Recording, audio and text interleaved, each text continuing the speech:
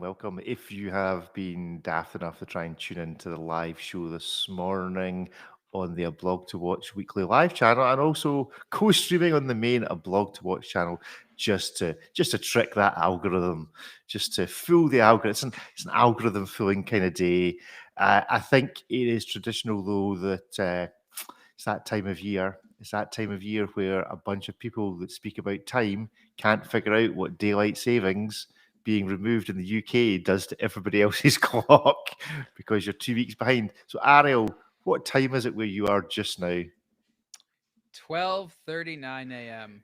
12:39. So we're in fact speaking to you. No, we're speaking to you from the same day because we normally speak to you from a different day, don't we? So we're both Does it actually. feel different, Rick? It Why does. doesn't Does. Yeah. Panerai have this complication? Like, if you Listen. have the equation of time, why not have this? Yep. DST. It was going to be my question. Why have And not a Crayon practical, sorted not a this out? practical implementation of this. Casio's already done this. He can just turn it on and off per time zone. Even I want like just the line graph where we take something as esoteric as the equation of time and just turn it into a little thing. I want this with daylight savings where it's just like how effed you'll be when you wake up in the morning and it's pitch black outside, and it'll Which- just be that little sliding scale. What you need is the Frank Muller crazy hours. That's what you want, and then you're good. That's the watch with the hands just always like the Yeah. hour hand just going from here to here Jumps and then there around. and then there. Yeah, exactly. That's what you Right. want. Isn't Switzerland hoping, maybe not even secretly, that the world would finally eradicate DST? Wouldn't that make all the Everyone's- watchmakers' jobs just that much easier? Well, the Like, Japanese, they're the ones putting up accuracy specs of 1 second of year, which means nothing if you have to reset the watch twice a year just to stay on top of this thing. Like, I think the Japanese are going to be the ones who say, oh, thank you. Okay, now bask in the glory of our uber high accuracy cores. so this is what to do. We have to have a protest. A certain number of people, and hopefully it gets large enough, simply ignore daylight saving altogether. If at least half the people decide to ignore it, they won't have a choice but to ignore it. It'll have to go away. Time is really a function of democracy- populism. I That's think true, but democracy had a really strong decade. I mean, this is bound to work in our favor. Do you know anyone that voted for DST? I don't. Yeah. Rick Well, and I didn't farmers, vote for- apparently. all farmers. Okay, then you stay on farmers' time all year round. You're on farmers' time. We have this That's argument, exactly the same argument every year. I think there is a certain gentleman in the States that's missing a trick here.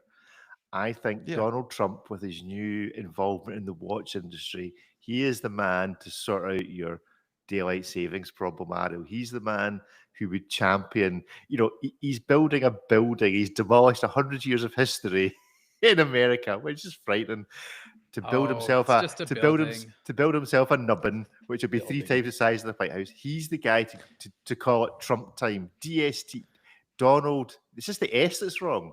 Trump time. He's already got the phrase. He's the guy you need to be. Did you just want to talk about Trump? I'm not really sure where we're No, going. not really. No, not It's really. just the building. His Imagine watch, if people maybe. went. Imagine if that happened. Anytime during while they were building the Cologne Cathedral. They spent like 800 years building it, but in year 100 or 500 or 600, somebody just came and it took 632 years to complete. Somebody would have come and said like, it's just a building. Europe would not have any old buildings. But there's a difference. Oh, it's There's a just a difference. Colosseum. Whatever. It's the difference Even because between a building that's being used and a building that's specifically reserved for just museum purposes. Like all those cathedrals, we just basically say, yeah, that land useless now. It's just being for decorative purposes. So yeah, it's like we like to keep decoration, but like buildings that are like an office building, why have any sentiment? You like break it down. so It probably why- has bad heating and. We are not- I just we are want to not question holding- the architect no- who drew the plans for the addition, because it's the most inelegant thing. It's like when a brand puts a date window and you're like, why? Why did you ruin Oh, I didn't see the otherwise plans. respectable- I have no idea what the thing's supposed Oh, to you be. don't Speaking have of right, okay. function, It was No clue. designed There by are no- like U-boat. It is just Oh, so the whole don't thing is all have asymmetrical gladiator now? games anymore in It Europe, is- but we don't turn the Colosseum into a ballroom anyway. It's just dead land. They That could building put has the, not like, had a the function bulk for underground. centuries. Yeah, same thing with the White House. You could have done. We so didn't do it's that. just We're like not. It's not going underground. the ballroom. Oh, it's supposed to be a cool underground layer ballroom. There probably is 16 Just for stories you, below with your it. name on it. It's the the Ariel worst room. aesthetically pleasing addition I've seen in a while, and I live in Is Los this surprising Angeles, to anyone? which is like the king of terrible additions to homes. I'm Really looking is. at it and there's just some like first level architect student looking at it going, I'm not saying you shouldn't have added to it, but wow, this was not the way to do it. So you're Like saying the new thing is worse than the old thing? the Not an the improvement. new thing it's the cubitist. You had something It fine. It was called the is. Yes. Nautilus. It's historic and crap, and then you put this big thing. it's over huge. it, All and I it's said is don't have massive. sentiments about breaking down old things for better things. I didn't try to That's defend fine. making terrible things. That's fine. It's That's about the most American thing I've heard all week. Okay, right. Let's get on with our show. Welcome. We need to do our clappage. We need to do our clappage, and we've got a good one this week. We've got a good one this week that was brought to Oh, the us reader by submitted one? the reader submitted one. I like this, where we fully encourage reader submitted. So if you would like to reader submit something, then email at podcasts@ablogtowatch.com. And this is from a, yeah, I mean, he gives us his name and his handle, so I assume he's okay with us sharing it. This is from Chris at, you'll appreciate this sort of, David, at time.the.destroyer. Went for dots That's rather the than man. dashes or underscores, Yes. but time.the.destroyer. Way to go, Chris. I'm Ripley So- Sellers, so I approve of his Of this structure for message. that. Right, okay. So this is an image, let's see if I can share it, from the London Times, the estimable pamphlet of UK wisdom. Or let me see if I can Is this not find- prestigious journalism? This is right. Here we go. This is, so there we go. Can you see that? So this is an article from the Times, whereby, and I'll find the actual article while we're at it. Does it just start with the number 7? And it is called "What's New in Watches: The Hottest Designs for Autumn 2025." Very unnew. Yeah, and in It is so the that- so hot. antithesis of new. Yeah, So hot, so new. Cold as a And rock, basically. And in this particular number 7 in the list from the Times is joining forces for its dedicated. No, that's Patek Philippe. Where's the? No, the picture's above the article. That's the problem. This is called Over the Moon. Tag Heuer's space legacy was cemented in 1962, and it shows a modified stopwatch. Now the brand's Carrera astronomer is reimagining the moon phase complication, the Caliber 7 movement. And the image shown is of a date windowed Tag Heuer pointer date with a moon phase from. Does anybody know what this watch actually is? I think it's fine they did it in print and on their website. This was not just a one mistake. This is a double mistake. This was double error. So basically, obviously, Nobody cares. What Chris summarizes is that Tag Heuer have sent a bunch of pictures in their press release of, here's some of the early influences for our new watch, and I will show you a picture for those watching of what the new watch actually is. Radical departure from this. A slightly radical departure from the small gold. Will the buyers be disappointed? That's the question. Yeah. So there you go. That's the Almost image. identical. That's the image they should have put on the website. If you squint and stand 4.5 miles away, you know. It does turn have back. about 5% shared DNA. Okay. Yes. it says Heuer on the dial. That's one thing. Yeah, I mean, Barely says Heuer on the dial. the clue Look, you should got the be- hour markers, and it's got lines. They both have Hands. lines. Both And a have moon. hands. Many more moons. Yeah, I mean, the Oh clue my should have goodness. been the clue should have been that this does just say Heuer on the dial and not Tag Heuer on the I dial. like Tag Heuer, but this just looks so gimmicky to me. Yeah. Really. Anyway, so for This the did well, though. This has been a successful product commercially. It really has Oh, been. great. I don't love We the don't know why. execution We don't know why. necessarily. I want to see things these we in the don't metal. understand. But I like that they're doing something different. Now, I don't know who sourced that image for the Times, but even if you're leafing through the press packet and you see like 45 images of this watch in multiple different colorways and executions, and then you see this one weird like triple calendar moon phase thing that looks like it was made 100 years ago, and you're like, that's the one they mean, I'm gonna do that and print it. Like, where did you just click on the last? That definitely, I looked at the same press It has packet, the I moon on received it. the same press packet. This was one image in it. Like, you ignored like gigabytes of other images that depicted the correct watch. Can you bring us back to the previous one, Rick? Because it's just like, look at this 1962 watch. It just has a moon phase. Look at the 2025 version.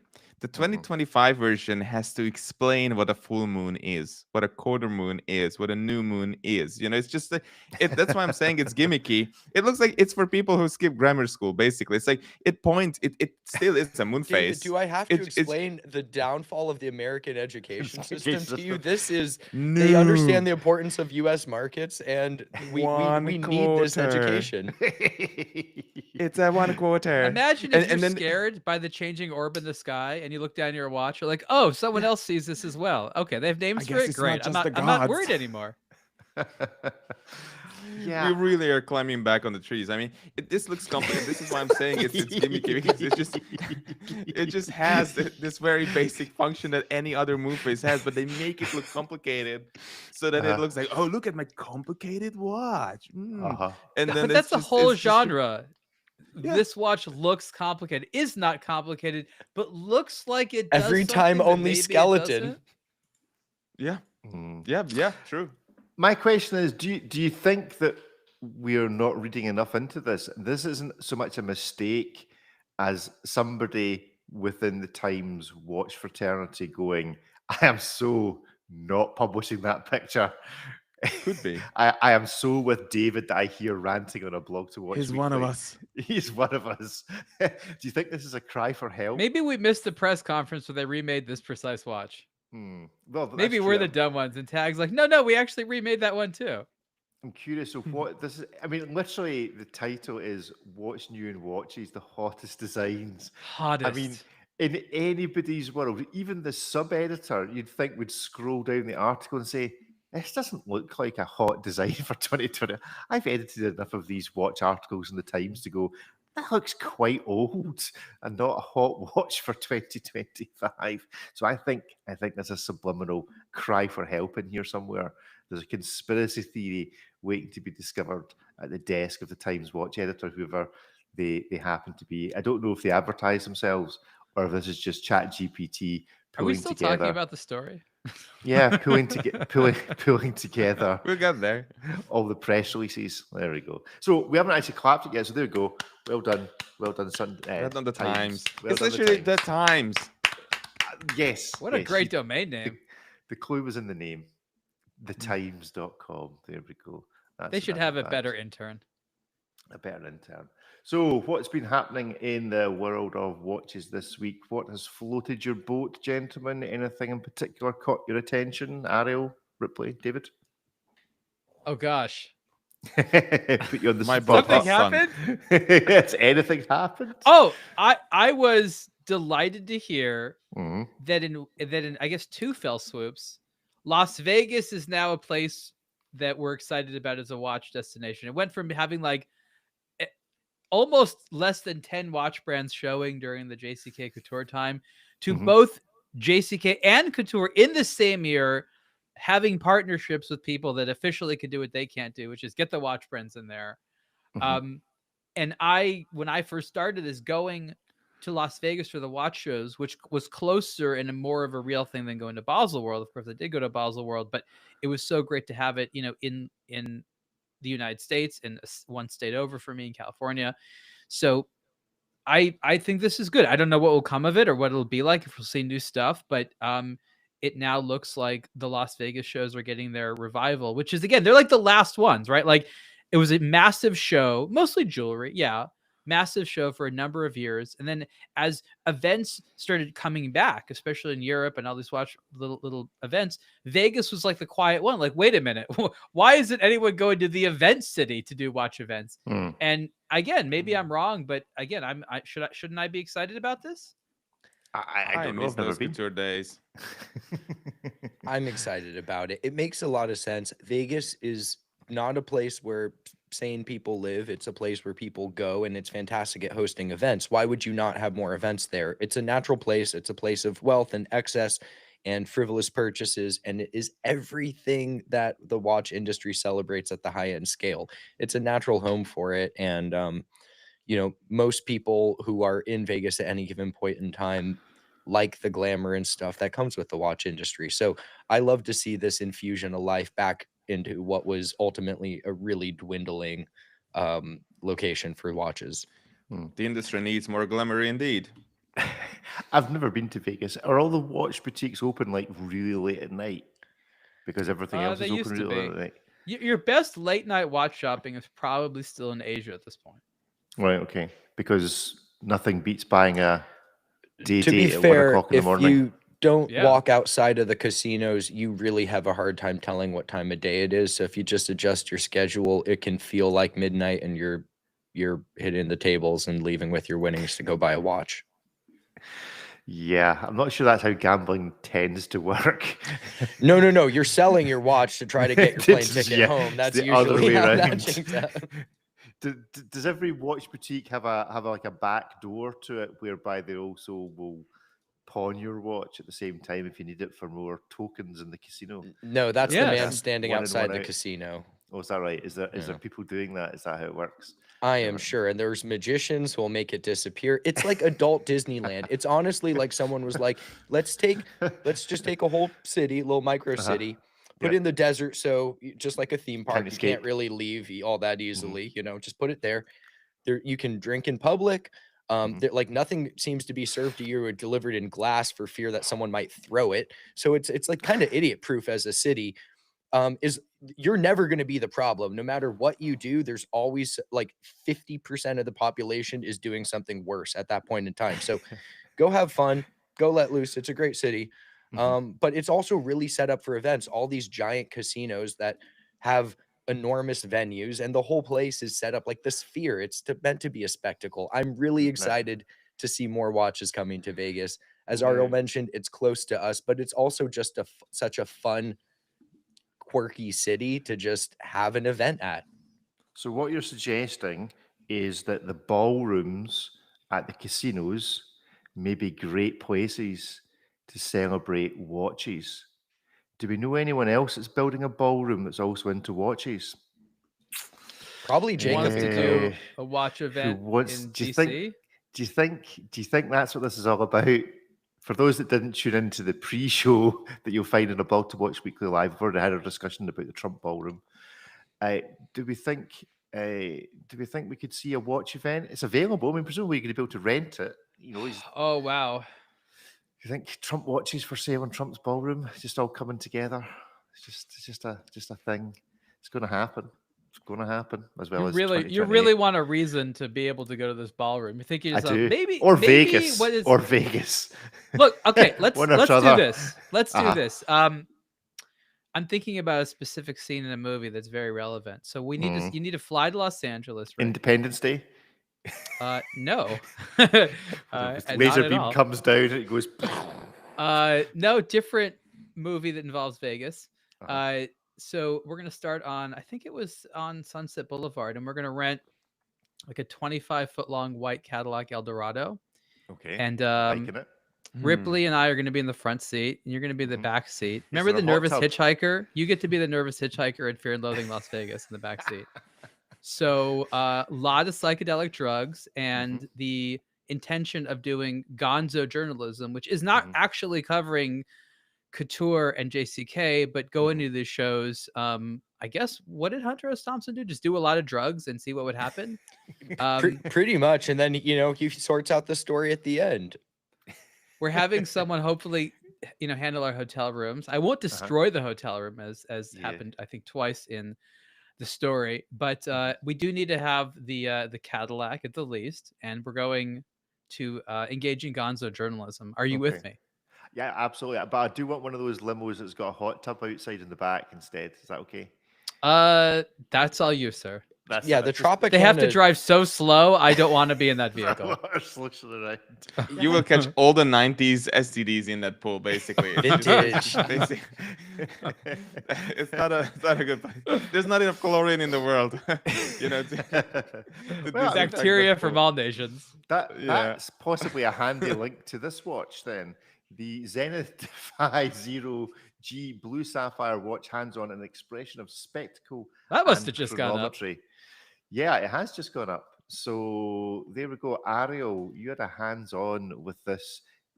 I mean, you can wear a large watch, but this watch looks big on you. What size is this watch? It's 46 millimeters. 46. Yeah. Why? Why is it? Why does it need To to be appeal to the likes of 46? you, sir, that won't wear anything under under a 44. Yeah, it just doesn't. It looks. I mean, the is it a tourbillon that's on it? No, that's specifically not a tourbillon. It's It's specifically not tourbillon. As you it's say, a the article's complication just with no got good up, so- name. That's the problem. Right, Cool okay. complication, terrible Oh, name. They call it okay. the 0G, yet it has a platinum weight on the bottom. Why would something be called 0G if it has a platinum weight on it? Hmm. Why has it got a platinum weight on it in the first place? To hold it down. To stop it flying away.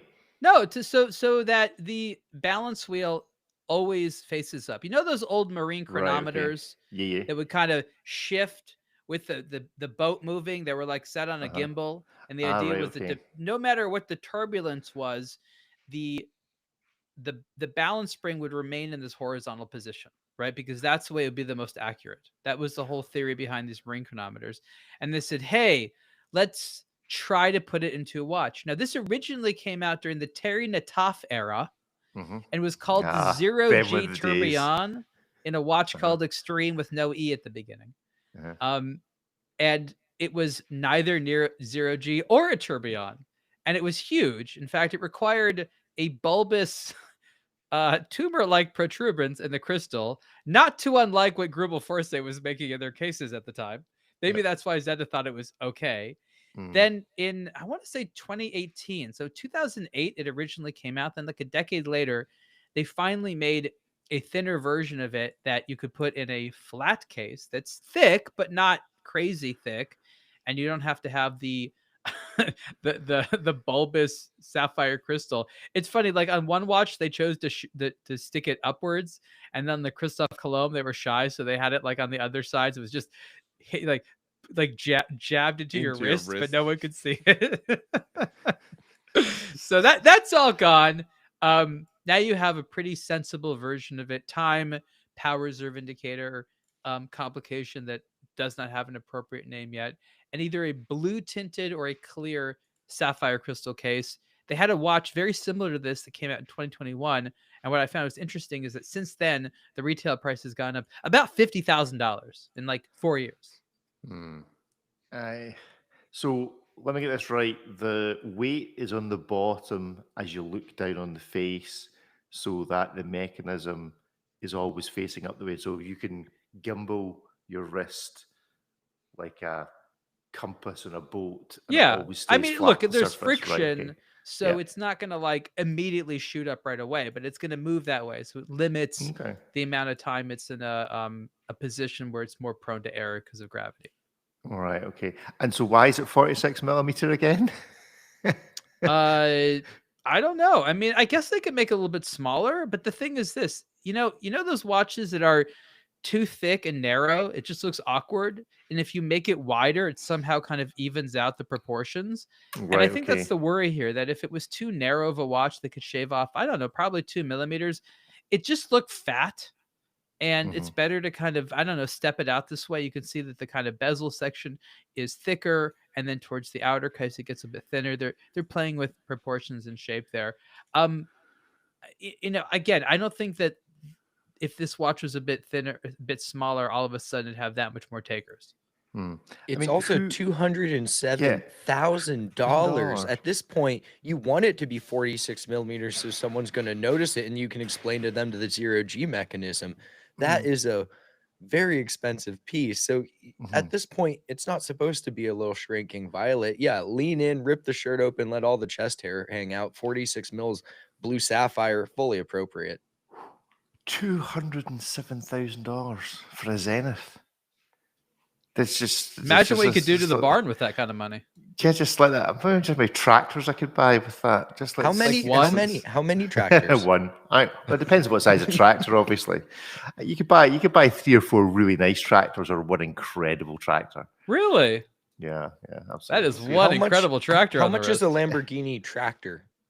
Well, I mean, it's like the one I've got, I paid like $7,000 for, but it was 25 years So old. the cheapest Lamborghini, full stop, is a tractor. It's not a. I mean, it's not. Yes. It's an automobile, I guess, but Yes, like you not. you could go and pick up a Lamborghini tractor for about $5,000. You could probably get a Porsche tractor. You could complete the Porsche, Ferrari, David Brown, which is Aston Martin. Who else made tractors?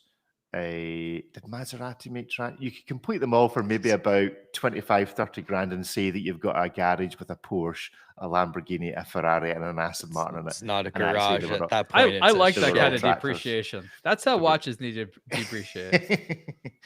Yes. Well, I mean, this will depreciate pretty quickly. This watch, the one thing we can say for sure about this watch is it will depreciate as soon as you buy it. What do you think you're paying for this a year from now if you own 10 of it? If there's Oh, only don't 10 think of them, this way. You even have to be a scarcity. patron to the arts. They really can't be making that many of these, considering that Zenith Yeah. outputs like 10. what 20, 30, 20, 25,000 watches a year, and like the majority of those are going to be like three-handers and El Primeros. This is this is a small handful of these being produced, and I imagine that most of the people who buy them are those diehard collectors that it will certainly depreciate, but I honestly don't imagine this is going to be one you're going to see just popping up in mass. I can't get away from the fact that the movement. This looks like rabbit ears. All I'm seeing is a little bunny rabbit there. I don't know if this. Yeah. Anyway, there we go. I You've see seen Cap- worse things in a watch. I'd say Yeah, that I is see have- Captain contained in the America scheme who of- got sandwiched behind his shield. Like his arms and legs are all stuck out, and then the shield's just covering his head and torso. Don't worry, we're going to see far worse later on in the show because we're going to be talking about Breguet later. Right, let's stop sharing that. Let's do our show within a show. Everyone's favorite show within a show. So this week's show within Guess a the price show. of the Seiko. Yep. No, we haven't got a guess. We haven't got any Seiko releases. No Seiko It's releases. been too long. It has been too long. There must be one out there somewhere we can find. We've just not covered it. So our show within a show, we've got a choice of a brand to speak about, a rant, and a 101 corner, Watches 101 corner.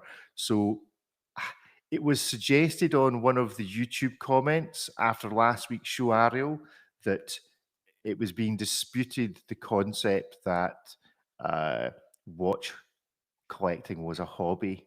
So I think you should have a rant for 60 seconds, or in your case, 3.5 minutes, about why watch collecting is actually a hobby. Do you feel up to that challenge for our show within a show?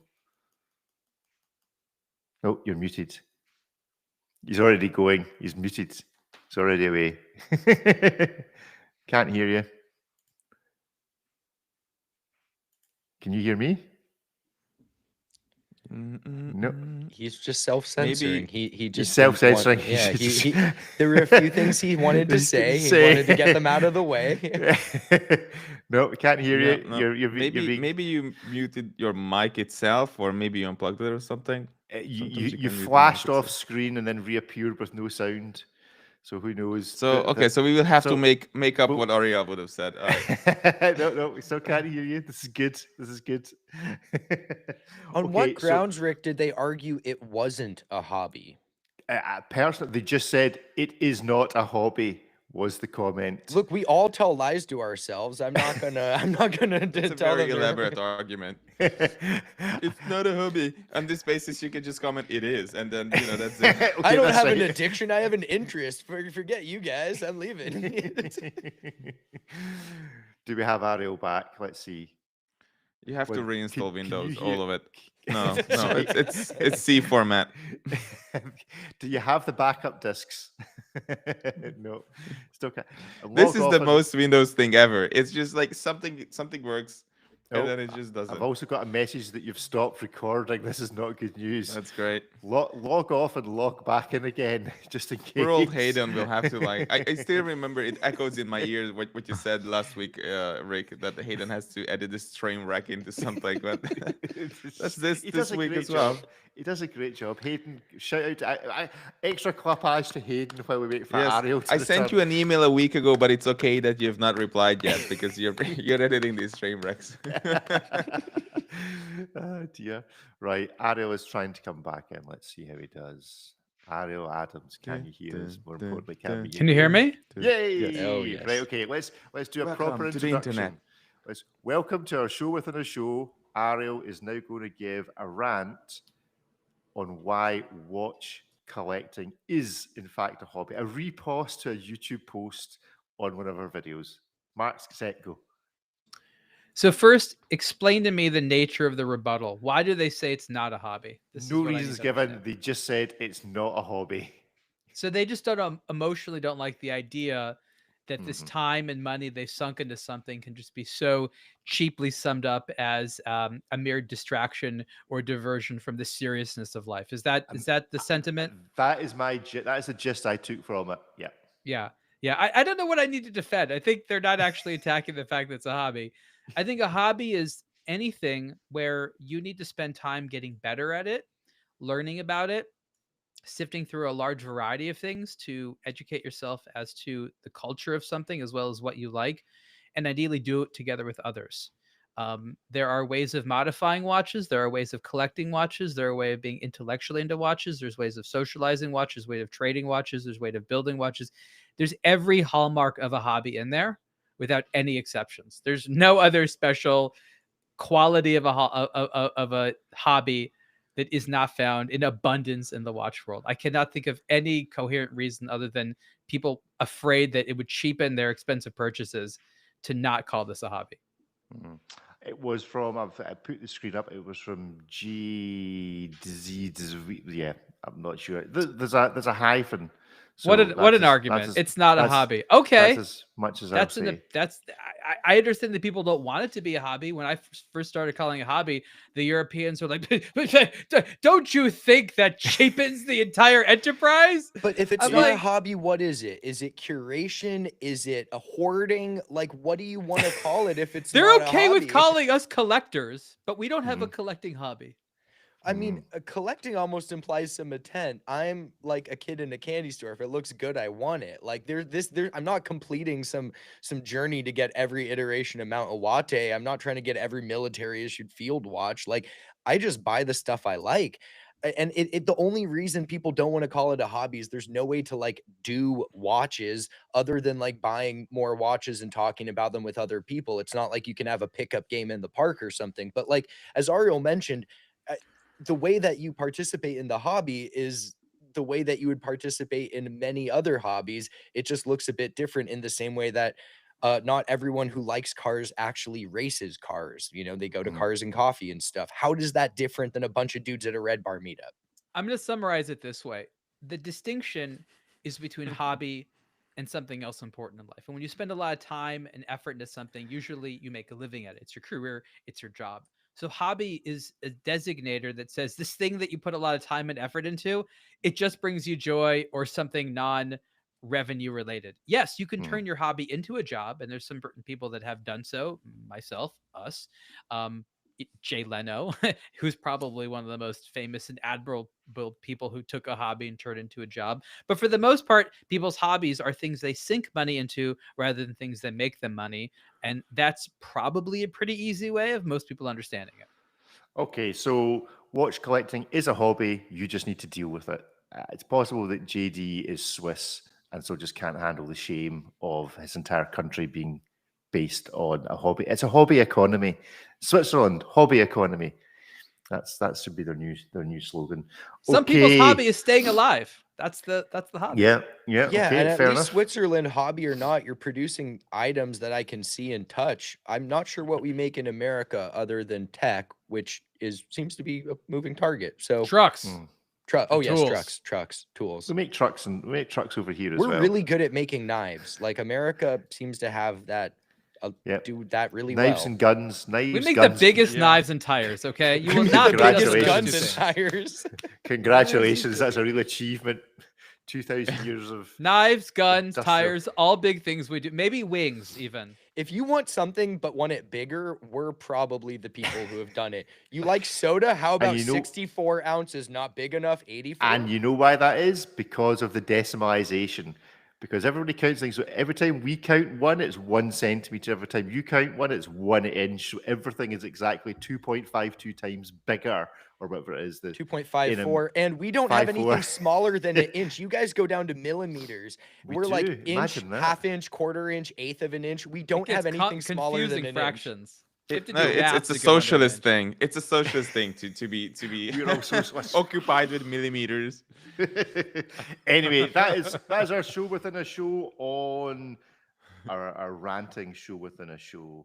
Okay, show within a show, brand to or particular watch to bring some light to. Would anyone like to nominate something? I was thinking, because we're going to be talking about Breguet later, that one of you might have something interesting to say about history of Breguet. I feel this is a David kind of topic. Give us the whys and wherefores of Breguet. Why should we care about Breguet as a thing? Breguet is important. Breguet is everything that matters in the world of watch. It's not, but it's kind of important because it was the moment you start researching it. It's one of those brands that become, the more you know, the more you realize just how little you know about it, and it's mysterious in all kinds of ways, and there's a lot to explore there with its history, with the original inventions, with the clientele, with the archives, with Abraham Louis Breguet's genius as an inventor. So it's just all kinds of amazing details and achievements to be explored. And I think the last decade or so of Breguet is just not really measured up to that. Arguably and admittedly, just heavy and heavy tradition or heritage that it has to carry and live up to. So there are understandably there are some high expectations towards Breguet. It's difficult to live up to those, but I think it might just be back on track to get there, because again, the last 10 years or more, we're not really, there were like some little flashes of impressive achievements, but the consistency was just lacking. We've counted I don't know how many CEOs at Breguet. Finally, they might have settled on some sort of a leadership that might get us there. Ariel, Ripley. I think it's impossible to have a conversation about high-end watchmaking without the name Breguet coming up. Not necessarily the brand, often the man, but like you think about every high-end watch, Breguet overcoil, that's not a coincidence in the naming. That geometry of the hairspring was an invention of Abraham Louis Breguet. The tourbillon, that every high-end watchmaking's little favorite piece that no longer has a place in our lives, just this expose of tech that we still embrace, even though everyone says that the arm is the best one, can trace its history back to Abraham Louis Breguet. It's one of those brands that it's never had that, like in the modern era, the same hype as the Rolex, the Patek, the Franck Muller, even the Hublot. But it's impossible to have any conversation about high-end watchmaking, especially on the technical side, without Breguet coming up. And it's one of those brands that's incredibly important to the industry for that reason, where without Breguet, if you just struck Abraham Louis Breguet from history, watchmaking would be radically different than it is today. And so even though people don't, pine after the Breguet models in the same way they made about the latest 6-figure, 7-figure art Richard Mille piece, the brand is incredibly important to the industry. And examining the brand's back catalog and current production models is almost a case study of high-end watchmaking and the different directions it's gone throughout history. Ariel, an appreciation of Breguet. There's really a lot to be said here. So I'm just going to have to choose a few things. I think for most people, the best way to think about Breguet is to break it up into two segments. And there's the historic Breguet of when Breguet Senior was sort of alive during the late 18th century, and then the modern Breguet that began with the Daniel Roth created, you know, case and concept and dial that's meant to take the old Breguet timepieces and imagine them as wristwatches. That ended up, you know, that was something that happened in the 1980s, and that still looks great today. A lot of the best Breguet models are still based on that type of design ethos. And Breguet today has a bunch of interesting things, including technology, not just in terms of advanced mechanical movements, but like their guilloche machines they have in-house that's able to do things that really no one else can do. The thing which I think is quite interesting about the historic Breguet watches that I've always noticed and appreciated is I've seen a lot of them very close up, seeing them in museums, handled them and things like that. They look surprisingly modern, and they also have aged very well. Yes, a lot of them have been restored and things like that, but the way that they were made allowed them to survive with low corrosion, low color fading. They were really meant to last. It was probably one of the first timepieces that was, at least to my knowledge, truly made to last. And I think that's what's so impressive to me. It's not just how beautiful they were, but how ahead of their time they were in sort of all areas. And I'm not saying there weren't other great watchmakers. I'm not saying there were influences, but within that brand, it's such an impressive thing about watchmaking that with the primitive tools they had, no artificial lighting really, you know, candles and hand operated machines and saws and things like that, they were able to do things with such precision, such mathematics, using the materials they had at the time. Just really, really brilliant stuff. The modern Breguet, again, as we've said, has been a bit of a mixed bag. They have some amazing things. They have some flops. They have some beautiful watches. They have some they're not beautiful. They're all well made for the most part. But it's not really a company that's had a huge direction other than sort of respecting its past. And it's a difficult brand for them to make new things. I think the durability of not just the classic designs, but also sort of what Daniel Roth embodied and sort of their, you know, their classique and traditional watches and things like that shows how lasting that design ethos is. I mean, they come out with new watches today that are new, but sort of look old, and it's just sort of such a crowd pleaser. And again, they're not all as great as the rest of them, but they consistently are able to sort of be impressive. So if you're into really high-end watches, it's you shouldn't ignore them. They're sort of weird about messaging. Branding is sort of confusing, but they are probably what you might consider a pinnacle at the Swatch Group. It's their highest end brand. Yes, they have other expensive stuff like Blancpain, but arguably like the most high end love today at the Swatch Group all goes into Breguet. Mhm. It's a very interesting point you make that Breguet, founded in 1775, was 27 years earlier than the first electric light. So imagine doing all of that stuff under gaslight or candlelight. I don't think we appreciate just the skill involved and the short-sightedness or long-sightedness. You know, Matt, can you imagine straining your eyes looking at this stuff when there was no, you know, fluorescent light available to actually They had a light the few thing? hours during It's the day. They had these yeah, they had these sophisticated rooms set up where light would enter, and they would do it mostly in the winter, so they had even less time. Mm. And they would know. So when the light entered, it was pretty bright. It was pretty nice. That's why a lot of these, you know, watchmaking facilities have big windows and stuff like that. It's really for that heritage, because using natural light was how they were able to do most of this. Yeah. And I don't know, at night they would either clean tools. Who knows what they would do? Do lots of other watchmakery things. Good stuff, right? That's Breguet and why it's all that matters in watches. Our 101 corner today. So, who would like to suggest an educational topic for those that are new into the hobby or just don't want to admit there's something they don't know? They've always, you know, the kind of questions you want answered, but you were afraid to ask about watch collecting. You know, what is an escapement? Or would anyone like to propose a 101 for watches for this week? Obviously, so far we've had the equation of time, and what was last week's? Last week's was something equally complicated. We're so not novices. This is a Yeah, real it challenge. was a constant force constant mechanism. force mechanism. So we've had constant Yes, force that was mechanism my and suggestion. an equation of time. Would someone like to do a 101 on something else educational for our audience? Let's talk about types of lubrication. Go for it. Oh yeah, let's talk Please about don't. the formula and the Let's intricacies of discuss lubricating a movement. the difference David. between a chronograph and a chronometer. I think Okay, that's a good yes, novice like thing. that, It's like it's that. even to this day. Oh. I see listings and I see discussions when people get confused by the two things. I mean, they are both called a chrono, but chrono means time, but chronometer and chronograph are two different things. Chronometers are accurate watches, whatever that means. Usually it means a COSC certificate comes with the watch, and the chronograph is a watch with a stopwatch function added to it. And it's just, maybe it's just I've been at this too long, but it's still so annoying. I mean, it's just like it's, the world of watches is like, if you're into it for a week, people sometimes assume they already know, like, oh, of course it's a chronometer. I'm like, no, not every chronograph is a chronometer, and not every chronometer is a chronograph, so it's just like, and no tourbillons are tourbillons, for the love of God. If I see tourbillon one more time somewhere, I would just scream at my screen, basically. Okay. I guess we could go, like, establish a good list of novice mistakes that people, in their And- light-heighted And can a chronograph also be a chronometer? And is it chronometer or chronometer? whatever. Uh-oh. Uh-oh.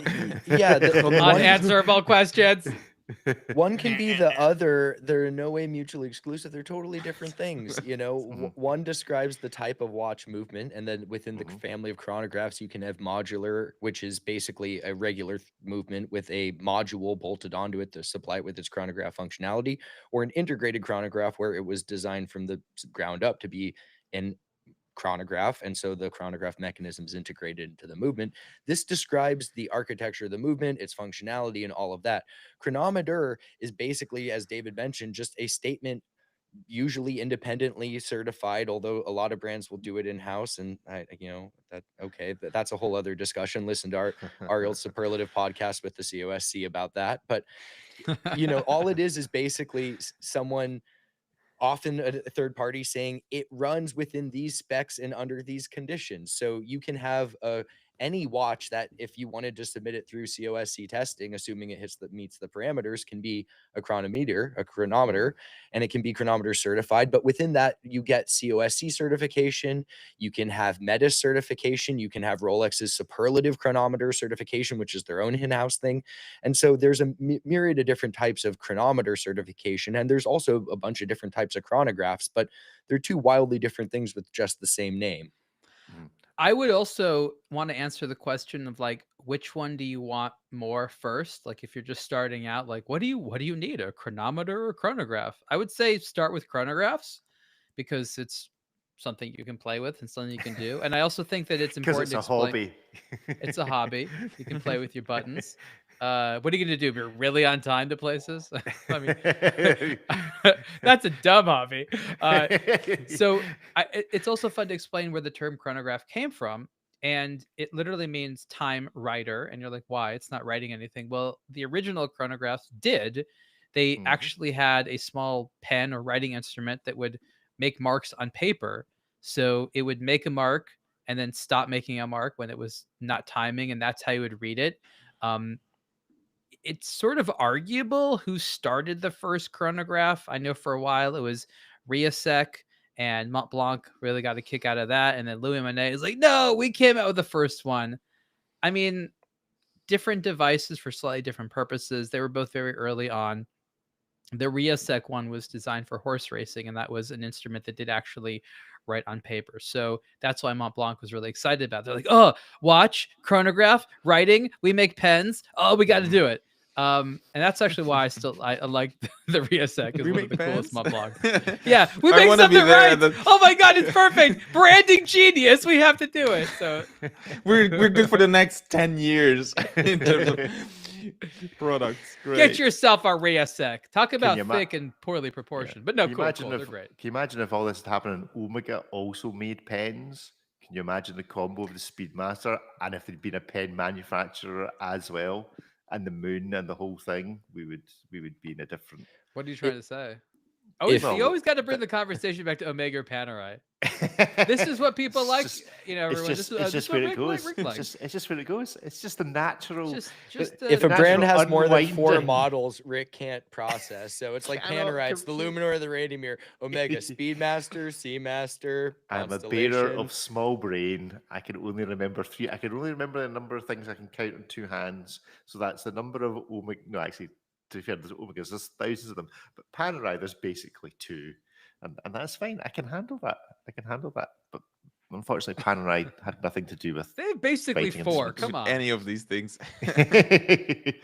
So chronograph, chronometer, you go for a chronograph first. What is a good entry level chronograph to whet your appetite? You're just joining the hobby, because it is a hobby, refer Oh, to earlier yeah. section. So I think one thing about chronograph should be mentioned. It's like twice the number of parts as a regular 3-handed watch. The way to think of it is there's a watch and then there's a second watch built on that you can stop and start and reset. So servicing a mechanical chronograph costs a lot fundamentally, assuming you have it done right to any degree. If you go to Rolex and you have a Daytona, it's going to cost more than a Datejust. 3-handed ones cost less than the chronos. It has to do with the number of parts. So if you're buying a really, really cheap mechanical chronograph, like one of those Seagull things that you can pick up for a couple few hundred bucks, it will cost you more to have it properly serviced than what you paid for the watch. Quartz chronographs, you basically just pop a new battery in it until that stops working in however many decades that may be. But it is one thing to consider when you're buying a chronograph, that if you're going for mechanical or quartz, and that's a whole separate discussion, be aware that the mechanical ones, it's going to be something you plan on keeping for the long term, think about just the cost of service, because that does play a factor when you start talking about decades of ownership. Mhm. And the thing is, because labor is such a large percentage of the cost of service, there is a point if you buy a cheap mechanical chronograph whereby it's just going to cost more than the watch, or such a disproportionate amount more than the watch to service it, that you may feel actually you'd rather save up for something slightly more expensive, so that when you do service it, you're not paying 75% of the cost of the watch to actually have a human being open this thing that was basically made by robots to service it. So yeah, all sorts of things to consider. I say go on wherever you like to search for watches and find something with a 7750, a Swiss Edda Valjo 7750. When I first started getting watches, that was like the mechanical chronograph, and like most mechanical chronographs had that movement in there. Yep. They made a ton of them. They have problems from time to time, but for the most part, they're like amongst the most reliable automatic chronograph movements. They come in a few different varieties, but they're, again, date movement with a 12-hour chronograph, automatic. It's a great place to start. You can go thinner, you can go more sophisticated, but I still think that for a lot of people, finding something with a 7750 is probably the way to go. And look, if it breaks, buy another one. Good. Don't go crazy Well, with the servicing. nice part about one thing I would say is it's probably not the 7750, but the 2894 is I think a much more refined and better movement. I mean, it's true that you will have a lot more choice with the 7750. A lot more watches tend to use those, but I don't think you have to pay a premium. You just have to do a little bit more research to find a good watch that you like, that is probably the same price from like the 2000s or maybe even the 2010s with the 2894-2. It's just slimmer, it's more quiet. I really don't like the rattle of the 7750. It's thick AF. I wouldn't really want to. I mean, if you want to experience what a better movement is, the 7750 is a good place to start, because you have a lot of options. It's very The only way is up. but it's a noisy and thick movement that I think could do with a little bit of refinement. The 2894 is thinner. There's things that you give up. It's going to be you're going to have to Modular. service it more often. It's modular. So it is another good option. And Dave is probably correct that given depreciation, even if a 2894 watch would have cost more back then, it's all basically going to be about the same right now. And there's a lot of really pretty watches that did it. But I think you'll agree that there's more parts available for the 7750. There's just so many more of them. It was definitely a crowd You can see pleaser. more.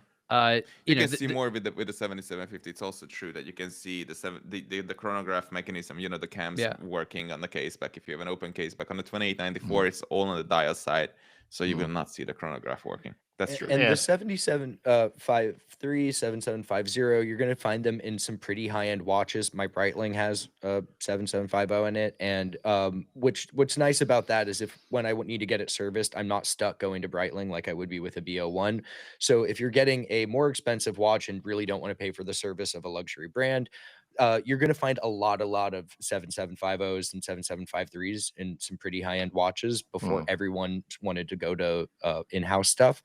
And so servicing a 7750, it's, as Ariel mentioned, it's one of the most common chronographs. Parts are in ample supply, and most competent watchmakers are going to be able to get it up running. It is thick. It's an automatic chronograph. It is portly. There is kind of a floor as far as the case thickness you're going to get from it. David's right. The modular approach, it will give you a thinner profile, but ultimately it's a complex watch. It's automatic and it has a stopwatch. So none of these are going to be these really sub 10 millimeter cases, no matter what type of movement. Well, I'm glad for our 101 distinction between chronographs and chronometers. We kept it straightforward through and didn't start comparing 7750s to 2894-2s. No, We haven't even brought up that would- Lamania, though. I think that is Let's not do also- that. That can be next week's brand. the Lamania. Salida equivalent. Okay, let's move along. Last week's What You Like, we were set the task. It was Scottish cuisine. I hope you've all done your research. I'm sure you haven't. But we were going to do What You Likes for 3 items of Scottish cuisine. Rumble Thumps. Have you researched what Rumble Thumps are? You lost me at Haggis. Haggis. and Haggis. Lorne sausage. So let's start off with Lorne sausage. Did you investigate what Lorne sausage was? If not, I shall show you a No. picture, and that will disturb you greatly. So Wikipedia Lorne I sausage. think I spelled it wrong. I got a lot There of the we go. guy who created SNL. I don't. There think we I- go. So that's Lorne sausage. It's square. It's basically square sausage. So it's sausage that you don't put into a sausage case. You effectively put the meat into a baking tin.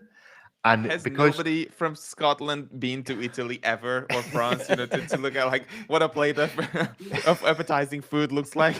Is that what it looks like when they get burnt? Just- What's that No, burnt it's thing? complete no, denial. that's the burnt stuff on the left hand side is black pudding, which is blood sausage. Ew. Oh, So you yeah, have we have on that this too. on this plate, you basically have fried bread, top right hand corner. Go watch on YouTube. Baked beans, some mushrooms, 2 round black pudding slices. That's been eaten a bit, and then 2 bits of Lorne sausage, of which a bite seems to have been taken out of one of them. So Lorne. Do you ever so eat this is- anything green? Mushrooms are basically. I mean, I like the balance. I think. What is the word? It's like versatile or diverse, like plate or something like that, or when your diet is like properly versatile. But here you're eating round stuff and square. So I guess this is what a dietitian would recommend. It's all brown, but some of it is round. It's basically a perfect balance of round and square food. Well, done. okay. So the question. So which watch brand or items does this lean towards? The way I was going with this was that Lorne sausages which are not in cases, so it's almost like a skeletonized sausage. It's a because you don't- Hublot Spirit of Big Bang, one of those things. Or no, the Square Bang. It's like Square they had the Bang. round one. It was Square fine. sausage bang. Yeah, Square- it's the right square one was fine. sausage. Yeah, it's the sausage bang. That's the square sausage bang. They I like made the that. square version of the thing that's normally round. Uh-huh. And why? Just for novelty? Well, why not? Yeah, we can Yeah, make a square I one like too. that. Why are we, this is not a game for people to play sober. You realize that, right? Well, it's a hobby. Remember that it's a hobby. You're allowed to drink. Let's play drunk games sober. That's my hobby.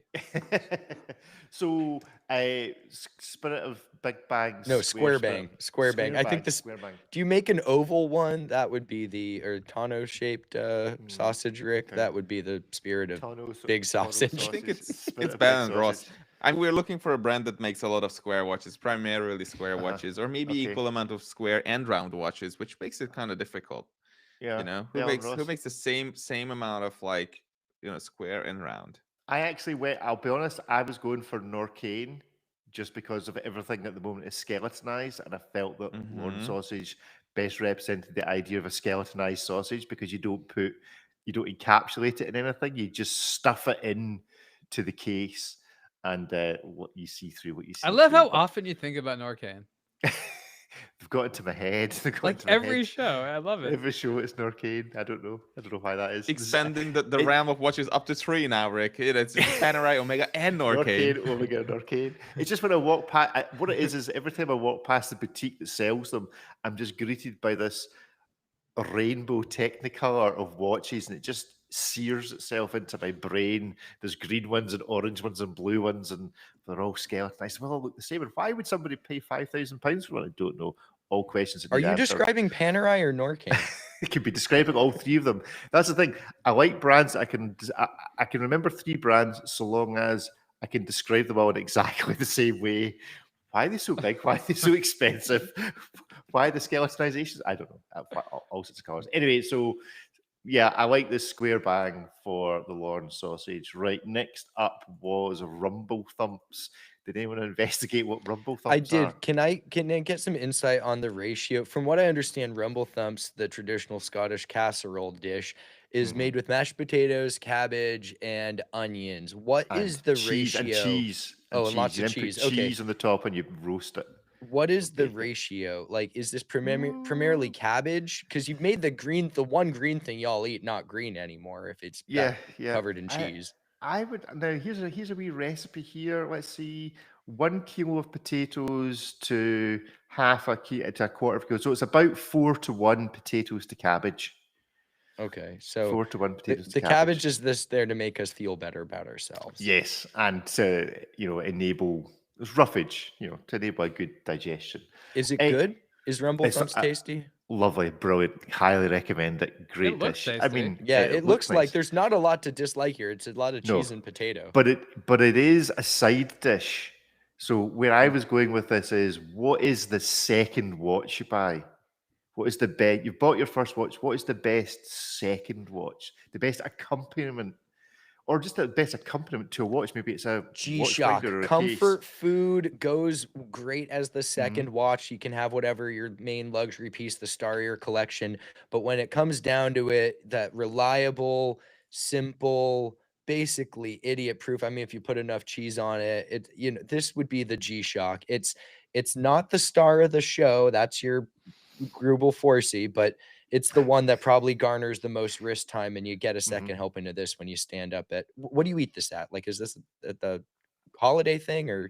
No, it's just an accompaniment to anything. You would just have it maybe on a Sunday with a Sunday roast or something. Right. So then you shamelessly give yourself like 4 portions at once in the same way that you just buy a bunch of G-Shocks. I'm going to say G-Shock on this. G-Shock on this. Any other takers? I'm saying Seiko Alpinist. Alpinist. Interesting. Just It's because a boring you can. classic that you keep going back to. Okay, good. Like it. David? Do they make iterations of this? Like, do they get fancy with the Rumble Thump and make like different different thematic cheese, versions? three cheese Rumble Thumps. Oh, I see here it says Or, add bacon, add crispy bacon. Add bacon or crispy bacon on top, so it becomes like a macaroni and cheese. On Yeah, top I can of see it. that too being the healthy Alpinist. anyway. You want the Ginza, you want the baby. Yeah. You can make have it with- spooky versions for Halloween. Spooky Rumble Thumps. Oh, I yeah. assume I've never tried it with sweet potato, but presumably you could incorporate it into your American celebrations by using sweet potato rather than Are you normal confusing potato. Thanksgiving and Halloween? No, I'm not confusing Halloween. I know there's two different things, but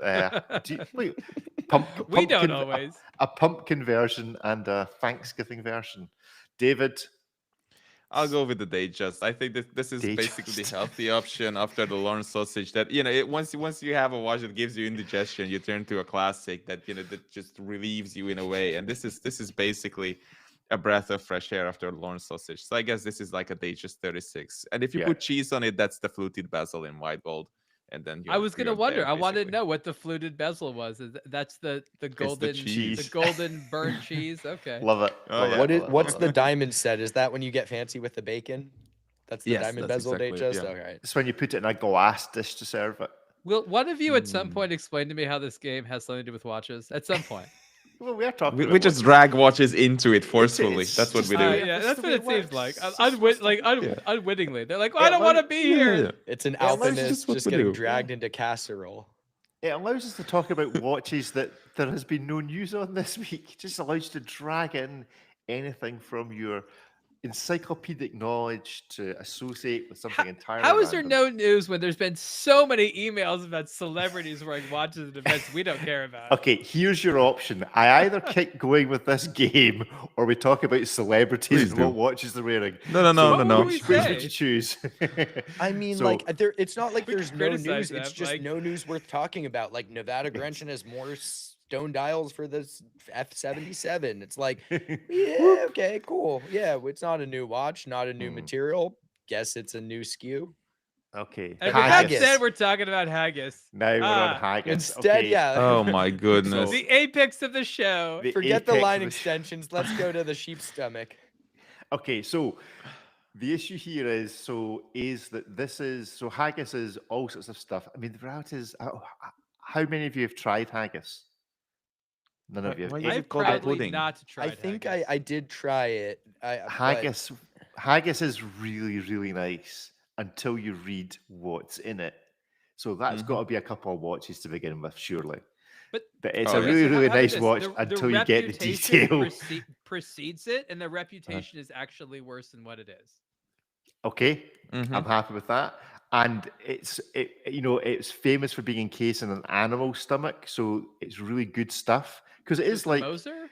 chopped onion, oatmeal, seasoning, salt, stock, and then it's wrapped in a sheep's stomach. So it's going quite well until it's then wrapped in the sheep's stomach. But which back would be then, they awful. wrapped so many things in sheep's stomach. Let's be honest. That's true. That's true. Well, I mean, sausages traditionally were in the intestines of the animals, the casing. So you know, So where do we go? it The gets haggis- a bit of a bad rap because of its casing. a bad rap because of its casing. We're back to Back to Hublot again, we're not? Hublot, okay. Yeah, it's the back. Yeah, it's Again. Hublot. All roads come back to All Hublot. roads lead to Hublot. So Ariel, what's your watch choice for haggis? I'm gonna go to one of those like early generation Grubel Forces Mhm. that had like the tumor on the cases and things like that. That like, oh, if you really get to the inside, it's amazing. It just don't be so bothered by the skin. Is it not some of those Max Boozer collaborations from before the what did they call them? The opuses The opus. It's not like an opus. doesn't gross me out as much. Not grossed out. Yeah. Ripley, a watch that grosses you out until you look on the inside and you realize how beautiful it really is. I'd You actually look say the on the Elang and inside. Elang and Zona, the Elang and Zona 1, which I think is just Lange one. really. You've just offended Lange the What's one. that? country of What's Germany. that It's Ulysses really Nardon What is where it? it was with that artist whose name we could not pronounce or spell, and who hit his face, and it's their regular three-handed movement, yeah. which is quite pretty, but hidden Mhm. behind this blacked out, unintelligible thing. You couldn't ever appreciate it because it was just a blacked out version, but inside it was a regular watch, and I like the movement. It looks good architecture. Okay. Not I'm my just trying to favorite, but find I guess that goes for Haggis. Well, I the think reason what I was we're going looking for is a watch that has a bad reputation and then is actually surprisingly good. That's what Okay. we're looking for. Not something that's ugly on the outside as so much. It's like because what you said, Rick, is that once you try this, it's actually Yes, good, good. and Yeah, people yeah, tend yeah, to like it, true, right? True. What would that be? A watch. I mean, we're there something we're there? I'm just Hublot not again, sure are we what not? it It is We're back- Hublot. we're It back to is Hublot. It's a Hublot. Mecha 10 Yeah. or a Yeah, it's- Unico. Yeah. Well, I was thinking the Lange 1 because I think it's terrible looking from the outside, but on the inside, it's just lovely. I Whoa. just never liked the that particular Elang and Zona, but there we go. It's a You're the big first one. departure from a Panera. That's true. That's right. It's true, it's Oh. true. It has aesthetic balance and virtually perfect proportions, timeless design, all the rest of it. It's funny, look. If they put a Just crown protector on it, dripping would you with like beauty. it better? Give it to Moser to do their mishmash of watches. A Lange 1 with a Panerai crown protector on it. Big single date window. There we go. So that was my vote. But David, so the you reckoned what that looks the Mecha 10? Yeah, maybe something again. Hublot is an easy easy idea here. I wonder there has to be something else. Something that's got a bad rap until. I mean, Yeah. maybe actually. What about the Daytona? Because it's got a bad rap. No, in the no, no, sen- no, it- no. it- There's not like every bro, like finance bro, clamoring to get Haggis. That's not that's not the Daytona. That's a wait list. The Haggis wait list. Yeah. No, but what I'm meaning is like it has a reputation, and then you actually try one on and you go, that's actually quite nice. I think you're thinking one of Rolex's non-oyster watches, like the Cellini or the Yeah. Okay, whatever the 1906. 19, That's whatever good. it's called now. I totally Okay. forgot. Those What? are reasonable. The blue Seriously, one. what's the date? 1906. 1908. Okay, that's right. 1908. 1908. 1906. It's just a random number, but Just a close random enough. number. Because it's the I 1916 also called it company and It's the the 1908. land 19... dweller. point. It's the land dweller. Land dweller, Terrible okay. name. Terrible. Poorly received. Everyone just wanted to say bad things about it. Mhm. But under that, that's a killer movement. That's a really interesting movement. Mhm. It's a cool movement. And if you really wanted to give the watch a chance, it's, people like critique the dial motif they chose for it. Whatever. Look at the watch in context. It's a more refined oyster quartz with an Mhm. awesome new mechanical movement. To me, this is the land dweller. Good point. Okay. Yes. So, Land Dweller, the Haggis of watches. Excellent. I like I've that. still never seen one in not A in Haggis person, or in a the real Land world. Dweller? A land dweller in a haggis in the real world. I will try and get one side by side and see if you can spot the difference. It's going to be hard. I have not seen a land dweller on anyone's wrist outside No, of I've seen what, one. No, I- I've seen one in a boutique. but like I've seen anyone one. wearing one. No, I've not seen I've never one. Not seen for one where- exhibition it'll happen. purposes, It'll but just- happen. Yeah. Yeah. Okay. Right. So next week's show with it. Next week's What You Like. What we're going for, gentlemen? Then Scottish We're going food. for a show where nobody mentions Panerai, Omega, Hublot, Norcane. So and Rolex. I'm not on next week's show. Is what you're You know saying. he really. could not No, abide you with are. You Norcane. could just yeah. Just gonna bleep out all the references. You can't have a show without Norcane. It's impossible. Okay, It's impossible. They're so relevant. Okay, then how about we do what is what? Okay, so how about what is the Norcane of watches? What is the Panerai of watches? And what is the Omega of watches? What watch is without What's the having to question? buy? So Why are you what- getting so circular? Wait, so you're saying what brand is Omega? Yeah. If there was Just another imagine brand, if there was another brand, what would it be? why are you doing this to the audience? Why? because they don't pay me enough. Because I can. To the audience. Okay, so selection for next week. Let's go for. I mean, have we tried sport or film stars, movies, TV shows, songs, music. Classic horror movies, because it's going to be Classic just after horror Halloween. movies. Yes, okay, go for it. Classic horror movies. Give me 3 horror movies. I just watched The Thing. John Carpenter's The Thing. Thing. Okay, so that's Hublot. Yep. Okay. Okay, got it. Next up, Nightmare on Elm Street. Okay. Nightmare on Elm Street. That's Panerai. Okay. Nightmare well. on And which Elm one's Street. Norcane? Which one's Norcane? And final suggestion, horror movie. We have to go buy one from a completely different maker. We can't have like another. John Oh, like Carpenter the one. Attack of the 50-foot woman, or whatever it is. That was not a horror movie. Was it not? I never watched it. I just know the title. I just know the Is that name also from playing Norcane? charades. They're remaking that. They are. Yeah, Tim Burton. The Thing, Nightmare on Elm Street, and Nightmare Before Christmas. What's something really campy? Gremlins. Gremlins. Oh, Gremlins. Gremlins. That's definitely Norcane. We love puppets over here. they're The horror threatening movie to- has puppets. We are into it. Yeah, they're threatening to remake that as well. Okay, excellent. Right, let's move on to conclude our show with a quick round of Hit Myth Maybe. We will start off by going around the room. Ariel, where are you? What are you wearing? I'm in Los Angeles and I'm wearing this Casio G-Shock for the 30th anniversary of Neon Genesis Evangelion. I don't think it has enough colors on it. It That's Somebody like broke the into, Gremlins. Gremlins Yeah. for next week, basically. I mean, somebody it broke is- into the it is- Norcane boutique. I love these wild color G-Shocks. This one's interesting. It's double the price of the standard GA-110 when it's based off. Usually the limited editions like are not that much more, but this one's like double the price of the standard limited edition. So I thought that's interesting. Can't explain that, but I Big guess that licensing Evangelion agreement. licenses, that's an expensive license. Ripley, what you wearing on your body and on your wrist? You're Well, obviously in front of your wall. in Los Angeles, wearing the Luminous diver style shirt from the Blog to Watch store. And since I'm wearing the HYT trucker hat, which has green accents, I figured I would wear the Casio 2100 series in its with a matching green dial. Very nice indeed. David, where are you and what's on the desk? And what's on the shelf? What's been added to the shelf this week? It's the same. I think it's largely the same thing. I have a box or a bag that I haven't opened since Geneva Watch Days. I will get to it eventually. No, let's open it. Let's a live unboxing. Come on, open the box. No, Open we're the doing that box. next week.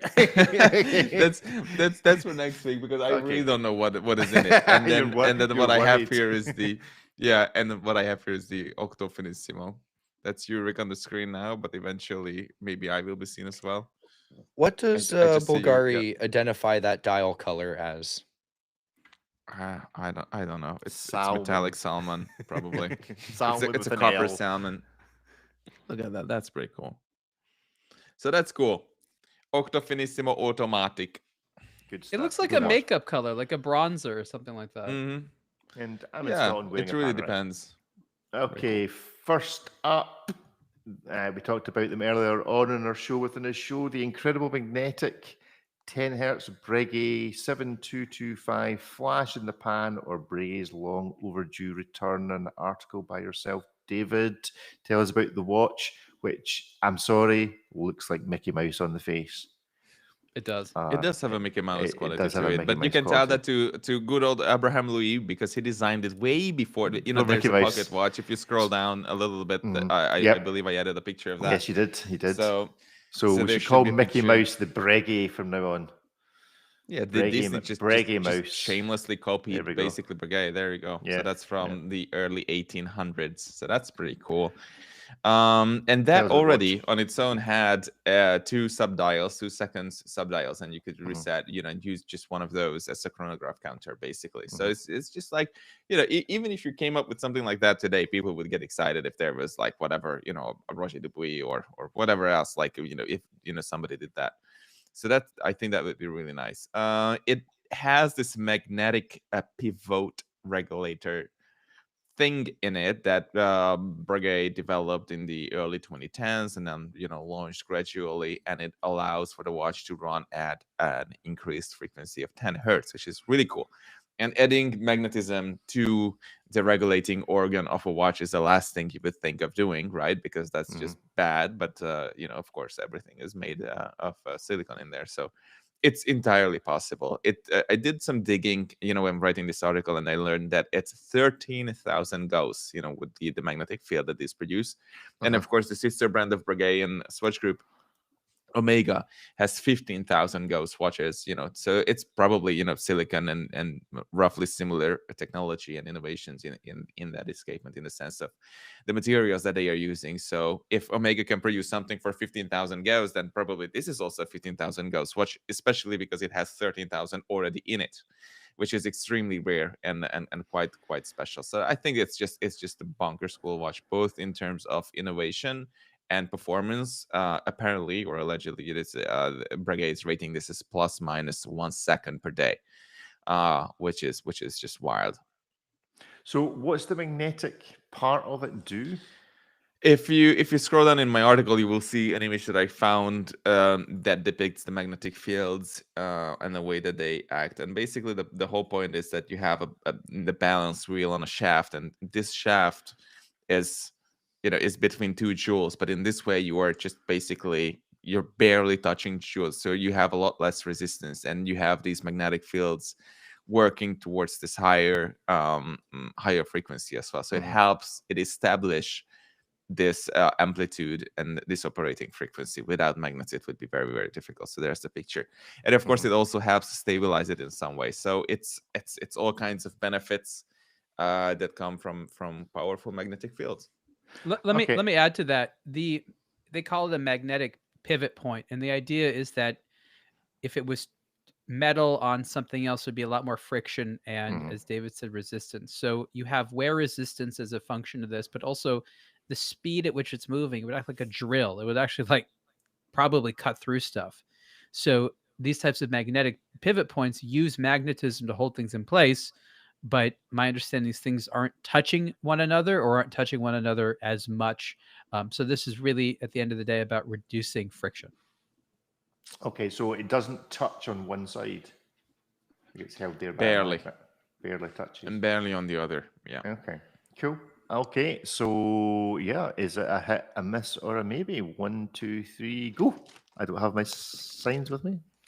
So it's a hit. I'm assuming it's going to be a hit all round. It's an upside down hit. Come on, get your regulation correct. There we go. It's a hit from all four of us. Ripley, why is it a hit? I mean, you might not like the aesthetics, although, as David mentioned, there is obviously longstanding historical precedent for it. But you have to applaud them for the technology. Who knows how well this is going to work or the long term of it? But it's kind of genius. The way I kind of envision this is, those little desk toys where the thing's suspended between two magnets, and if you just give it a twirl, it just floats. There's no resistance. It's basically floating in air. Not actually the same thing here, but you can see how using magnets can decrease that fundamental friction, which is the enemy of, chronometering performance and consistency and part wear and all of that. So, I mean, it looks great. I mean, look at the movement. That's what I want to see from Breguet. Frosted bridges and classic stuff is lovely, but like, I love when they just go ham with the engravings. I don't think it's a bad looking watch, albeit with the Mickey Mouse face, but just, I mean, you got to just give it a hit for the movement alone and just them pushing the envelope in a very interesting way that could be translated to other models and kind of serve as a foundation in the future. Cool. Ariel? I just don't know anyone that couldn't like this. I mean, it's true that not everyone has to like the design, but it's still cool looking and pretty. So like maybe it's not the prettiest watch, but it's just really cool and effective, even though parts of it are weird.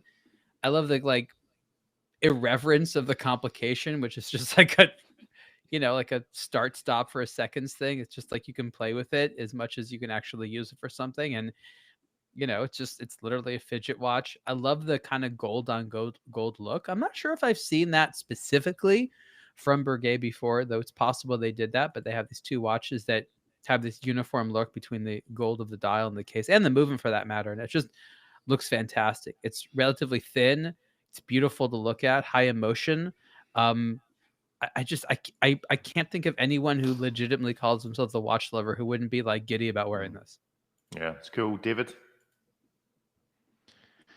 It's just amazing. What more can you say? Go ahead and get it. Especially at 75K. It's a huge amount of money, but it's not that that high, to be honest. I mean, it's a ridiculous amount of money, but in the greater realm of things, it's not stupid price. Yeah. Look at the Urwerk we talked about just earlier in the week. We're about 100,000. to, because next up in our hit Spoiler alert. Final Wah, wah. watch for today Sorry. is this. so the sorry. Urwerk UR-10 SpaceMeter watch recreates unique 19th century astronomical display. Ariel. Oh, jeez. Oh, I have to explain this one now? Well, you wrote the article, so yeah. That's your Yeah, I penance. guess.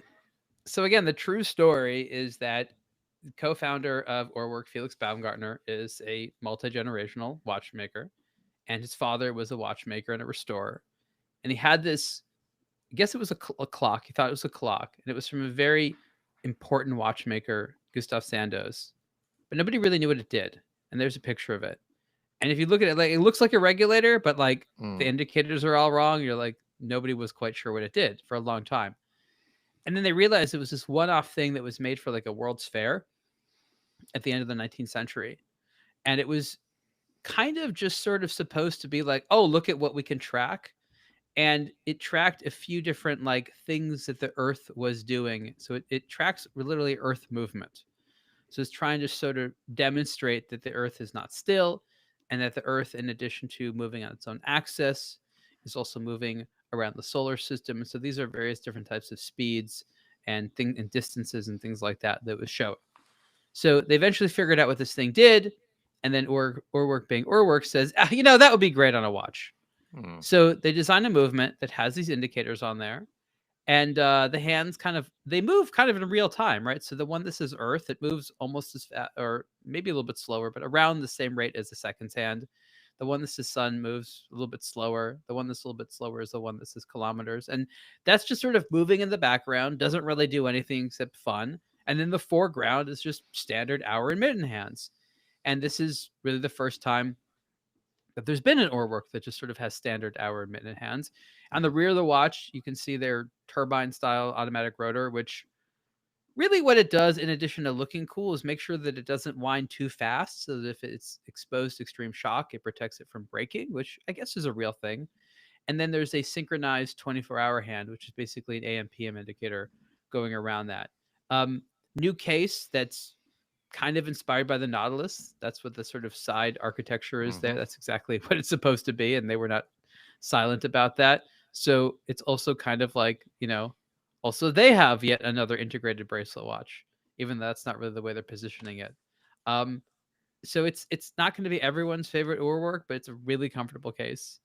I'm sure this case will continue in other versions.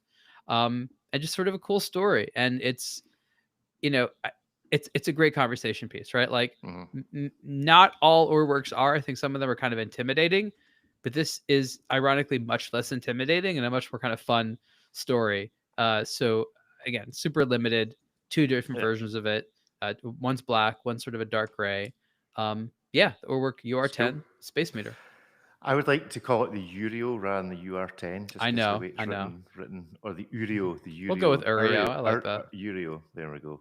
So everybody, is it a hit, a miss, or a maybe? 1, 2, 3, go. Hit, and a miss from David. David, why is it a miss? It's just not a good looking watch in my opinion. I mean, that's entirely subjective, but I wouldn't want to look at it too much. It's just that dial, the layout, the story is cool, but I think it's just the case is cool, the bracelet is cool, but the dial, this bulbous dial, and everything else around it, it's just not a good look, I think. And it's not even quirky. I mean, it doesn't really look to my eyes that, where you put aesthetics aside and you're just like, oh, it's quirky, it's cool, it does something cool. So I guess I can do with the lack of a balanced or pretty design. But it's just not the Urwerk I would get. Not in a this is the last Urwerk I would get, and there's like a 10 strong list that I would die for, but not this one.